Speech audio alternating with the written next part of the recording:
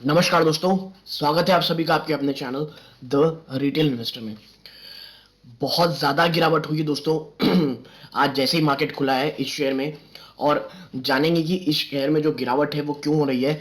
कईयों को ये बात पता होगी कि रीज़न क्या है, लेकिन मैं बात करूंगा कि गिरावट जब शुरू हुई थी उसके बाद से जो ये पुश ऊपर की तरफ वापस से लोग खरीदारी हो रही है इसमें और वापस से शेयर ऊपर की तरफ बढ़ रहा है, तो किस प्रकार की स्ट्रैटेजी इस शेयर में होनी चाहिए, किन लोगों को इस शेयर से थोड़ा दूर रहना चाहिए, इन सब में चर्चा करेंगे दोस्तों। थोड़ा ब्रीफ वीडियो होगा, वीडियो को अंत तक देखिएगा। लेकिन वीडियो को आगे बढ़ाने से पहले अगर आप इस चैनल में पहली बार आए, प्लीज़ प्लीज़ चैनल को सब्सक्राइब कीजिएगा। वीडियो अच्छी लगे वीडियो को लाइक कीजिएगा। और दोस्तों, अब मैंने एक टेलीग्राम चैनल बनाया है जिसका लिंक डिस्क्रिप्शन बॉक्स में जाके जरूर चेकआउट कीजिएगा।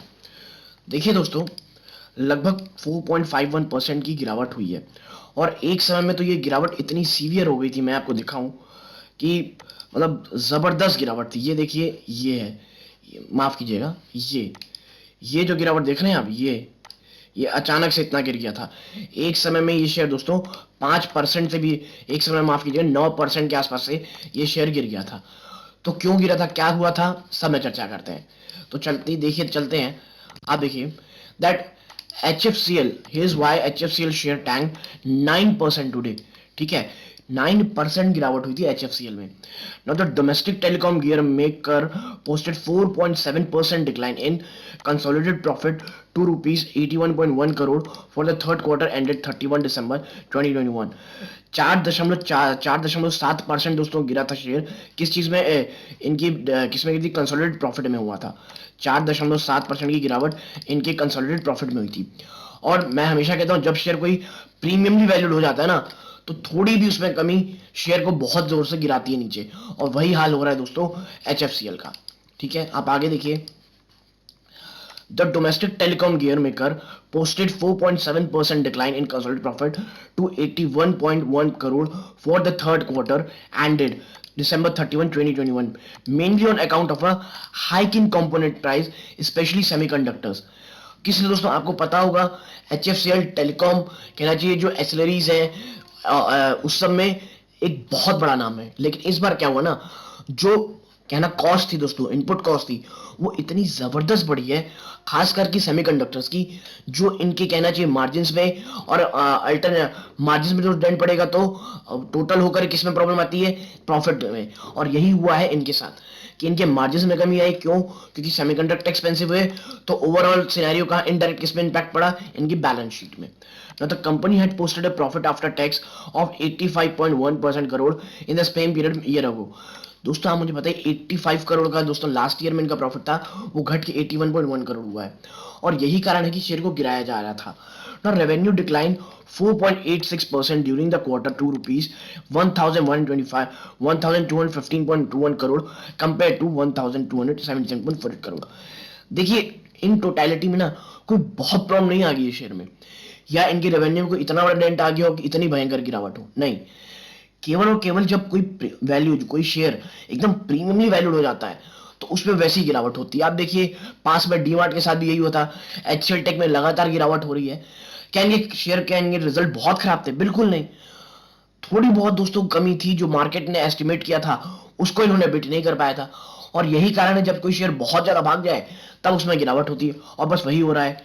ठीक है, और आप देखिए ये सब जो गिरावट हुई, इसके बाद अगर मैं बात करूं कि कमेंट्री क्या है इनके शेयर्स के, इनके मालिक की, तो देखिए, commenting on the company's performance mister Mahendra Nahta, the managing director CL said, although the demand in the economy is coming back gradually, we had a strong quarter with a growth revenue। ठीक है, यानी काफी पॉजिटिव है दोस्तों। देखिए, company की management बहुत ही ज्यादा पॉजिटिव किस्म से बातें कर रही है कि भैया थोड़ा थोड़ा हम बढ़ रहे हैं आगे, ये मानता हूं मैं, और आने वाला समय बहुत जबरदस्त है, इन लोगों का कहना है। Now, the margins during the quarter got slightly impacted, followed by increased logistic cost and increase in fiber and semiconductor prices।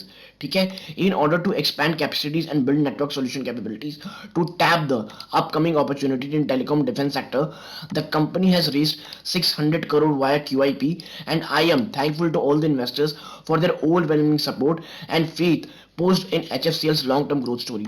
देखिए, इस कमेंट्री को समझिए आप कि भैया इन्हें पता है कि इन्हें आने वाले समय में पैसे लगेंगे, क्योंकि डिफेंस में और टेलीकॉम में जितनी अपॉर्चुनिटी है दोस्तों आने वाले समय में, आने वाले 2 से 5 सालों में, वो कहना चाहिए इनॉर्मस है।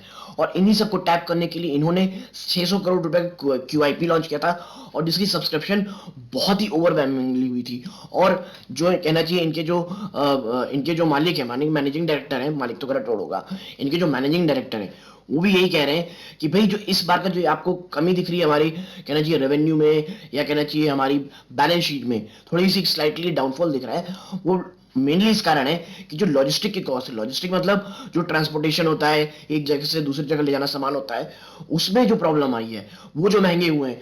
प्लस फाइबर और सेमीकंडक्टर, आपको पता होगा सेमीकंडक्टर की शॉर्टेज कितना बड़ा इशू है, सिर्फ भारत में नहीं पूरी वर्ल्ड इकोनॉमी में, और यही कारण है इन्हें भी वो परेशान कर रहा है। तो कह रहे हैं भाई यही 2 रीजन है जिसके कारण थोड़ी डेंट आई है, लेकिन हम आने वाले समय में बहुत ज्यादा दोस्तों को कहना चाहिए पॉजिटिव है अपने ग्रोथ को लेकर के। We are also well on track to shift our revenue mix from more of EPC to more of product and looking for significant growth in coming years. The company is also constantly working on expanding its global market access and appointed global leaders in US and Europe to boost its OFS and telecommunication product sales. देखिए सिर्फ भारत में ही नहीं, पूरी दुनिया में अपने यानी कहना चाहिए एक्सपोर्ट हो गया, ये यूएस और यूरोप जो कहना चाहिए बहुत ज्यादा बड़ा पोटेंशियल मार्केट हो सकता है, उसको लेकर के भी कंपनी बहुत ज्यादा एग्रेसिव है। और इसीलिए वो अपने कहना चाहिए जो जो लीडर्स हैं, जो ग्लोबल लीडर्स हैं, वो यूएस और यूरोप में भी अपॉइंट कर रहे हैं, ताकि जो वहाँ की फंक्शनिंग है वो स्मूथली हो सके, और वहाँ भी जो एक कहना चाहिए अपॉर्चुनिटी जो वहाँ हमेशा रहती है, उसे वो धीरे धीरे सही एक अच्छे तरीके से उसे ग्रैब कर सके। ठीक है। He further added that the board has considered and approved the company's plan for expansion of fiber manufacturing capacity for 10 kilometer per annum to 22 millimeter. I don't know what that mean, guys. थोड़ा technical word है तो sorry for that. And consolidated OFS manufacturing capacity from 24.75 MN FKM PA to 34.75 MN FKM PA with the overall capacity outlay of 425 crore. यानी mainly दोस्तों आप देखेंगे तो ये जो चीज़ें हैं, भले ही मुझे भी नहीं पता टेक्निकली क्या होती हैं, बट ओवरऑल ये है कि भाई हम एक एक्सपेंशन की तरफ जा रहे हैं, हमें एक्सपेंशन करना है चीज़ों का, और इसीलिए मैं कह रहा हूँ दोस्तों ये काफ़ी अच्छी चीज़ें हैं। तो अगर आप भी इस तरह की चीज़ें चाहते हैं कि एक ऐसी कंपनी जिसकी ग्रोथ पोटेंशियल काफ़ी है, जो कहना चाहिए दोस्तों काफ़ी विजिबल है, ग्रोथ पोटेंशियल ज़्यादा ना, ग्रोथ काफ़ी विजिबल दिख रही है इसमें, जिस सेक्टर में है ये बहुत अच्छे सेक्टर में है, टेलीकॉम, डिफेंस, और आने वाले समय में इसमें बहुत पोटेंशियल है। कंपनी अपने काम को लेकर के बहुत ज़्यादा कहना चाहिए टेक्निकली साउंड है, क्योंकि देखिए आप प्लान्स बना सकते हैं, आप कह सकते हैं अपने प्लान्स शो ऑफ कर सकते हैं, लेकिन जब तक आप उस काम को करने के लिए आपके पास पैसे ना हो, एक्सपर्टीज ना हो, तो क्या इस कंपनी के पास है? जी हाँ दोस्तों, दोनों है। इसके साथ साथ विजनरी भी है इनकी जो मैनेजमेंट है, और इसीलिए जो इस रिजल्ट में जो थोड़ी बहुत डेंट आई है, आप देखिए जैसे ही शेयर गिरा 9%, 10%, 9% के आसपास, वहां से क्या अच्छा बाउंस किया है, क्या तुरंत तुरंत लेना चाहिए दोस्तों। अगर आप एक बहुत एग्रेसिव इन्वेस्टर हैं, कहना चाहिए बहुत ज्यादा रिस्क ले सकते हैं, तो करंट में आप उठा सकते हैं माल को। बट फॉर मी देखिए, जब कोई शेयर में अचानक से गिरावट हो ना, तो 1-2 दिन थोड़ा रुकना चाहिए, तुरंत एंट्री नहीं करनी चाहिए। इससे क्या होता है, थोड़ी चीजें क्लियर हो जाती हैं, और जब कोई शेयर गिरता है तो 2 या 3 दिन कम से कम एटलीस्ट उसमें हैंगओवर रहता है, और खास करके रिजल्ट के बाद का, क्योंकि शेयर में कुछ ऐसा तो हो नहीं गया है कि भैया कोई मतलब मैनेजमेंट में कुछ प्रॉब्लम आ गई हो, या कंपनी के रिजल्ट बहुत ही ज्यादा खराब हुए।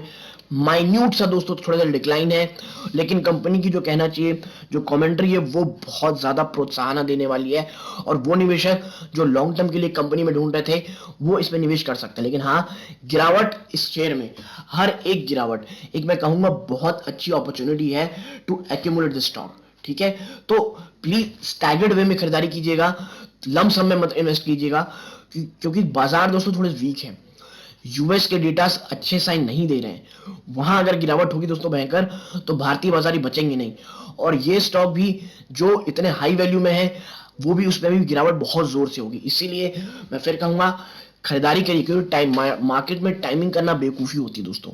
इसीलिए थोड़ा सा आप इन्वेस्ट कर सकते हैं, प्लीज पूरे पैसे तुरंत मत डाल दीजिएगा, थोड़ा खरीदारी कीजिए, फिर एक स्ट्रैटेजी बनाई 10-15% में गिरावट में या एटलीस्ट 10% गिरावट में धीरे धीरे एक्यूमुलेट करूंगा, क्योंकि for a long term company में कोई प्रॉब्लम नहीं है, बहुत अच्छी कंपनी दोस्तों ये।